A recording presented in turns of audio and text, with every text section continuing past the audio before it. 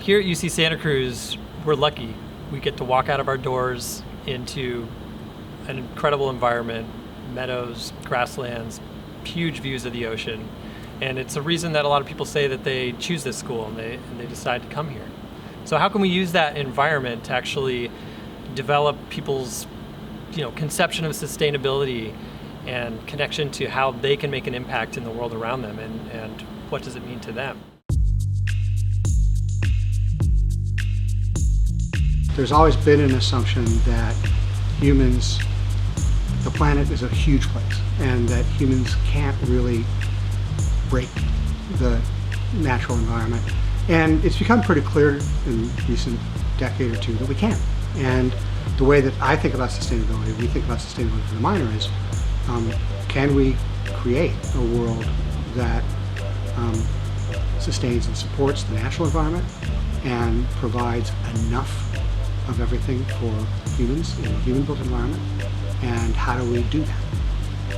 One of the main goals of the minor is not to just simply say, here is a problem and here's how to solve it. It's really, here is a problem, how is it sort of the result of a whole set of different, you might say, forces and factors. We recognize that to tackle these sustainability problems in a productive and creative way, we needed students coming from different walks of life and with different disciplinary training and skills.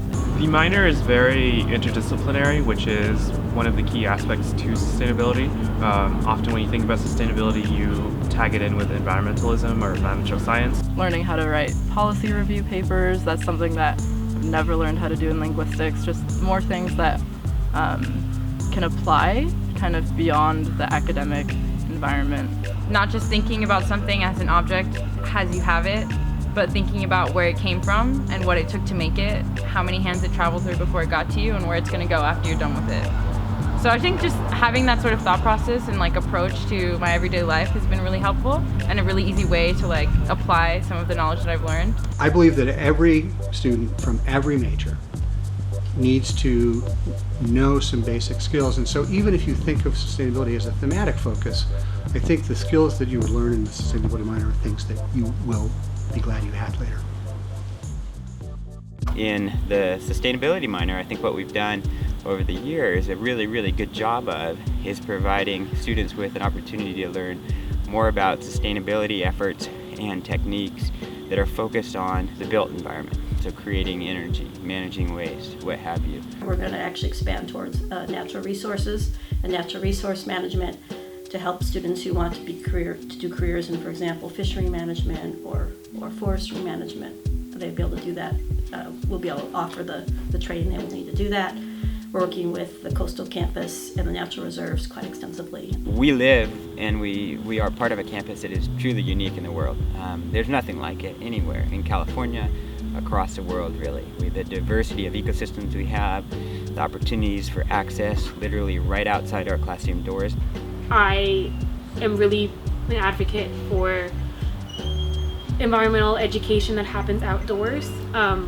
I've been taking a lot of education classes at UCSC, and the bottom line I think that I've always kind of come to in my conclusion is that you have to be outside to understand your relationship with nature. One of the main reasons why the natural reserves exist is to provide kind of an anecdote to the indoor classroom setting. I got my start in conservation working for the natural reserves, and it's one of those things I've learned that sometimes the indoor classroom just kind of lacks in giving you real world skills about how are you going to go and get a job in conservation or sustainability. My main goal with this program is to connect people with the environment around them.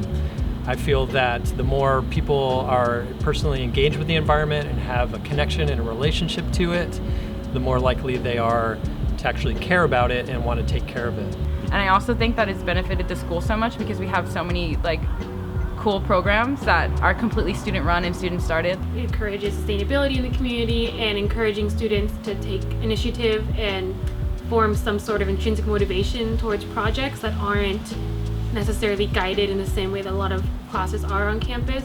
I myself was a molecular biology student, and one of the programs, what I worked on in the Ideas program was creating an application that rates products on how sustainable they are.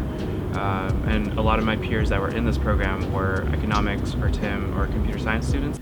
I really liked Carson 55, like the service learning internship class. So I helped like coordinate the Rachel Carson Garden, and I've now been able to like partner with Carson 55. So now a garden gets like a bunch of the Carson 55 interns, which has been like a really cool overlap to see.